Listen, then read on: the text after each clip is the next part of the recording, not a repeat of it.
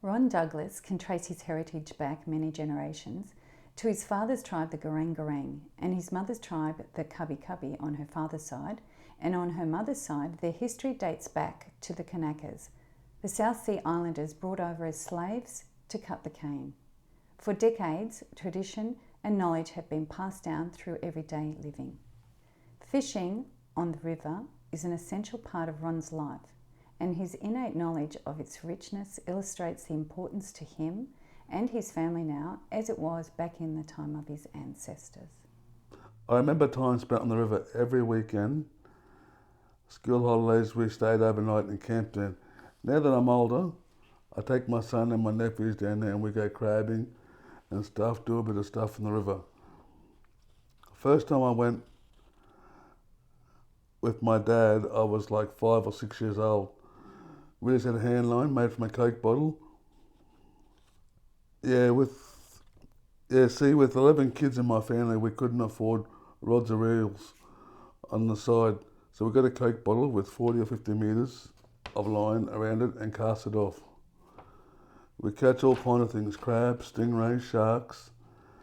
They were back when the river was pretty good before the floods. Not crystal clear, but blue. That's all I remember anyway.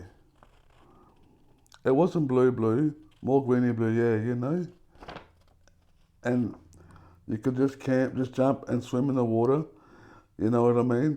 Sometimes we keep a good lookout for sharks and other kind of animals where we swim around. We catch mainly bream, diamond scar mullet. If we camped overnight on the river, we cooked them in chicken wire over the coals of a fire. So we just chuck a bit of oil in them and make sure there's plenty of bread so you wouldn't choke on the bones and it'll break it down. Fish was protein that when we got lemons and lemongrass. But the wild lemons with bumpy skin and really sharp thorns. And we stuffed them inside the fish when we cooked them. On the way there, we get guava trees, mangoes, and we pick the fruit on the way through. With not much money, we stay away from the shops and live the land. We'd camp overnight using a swag or just use a tarp on the ground and just took a blanket. It didn't get cold in the summertime. We'd get up around 4 a.m. and build a fire and boil our water and damper as toast. We didn't talk too much in the river because the fish could hear us and they wouldn't come close.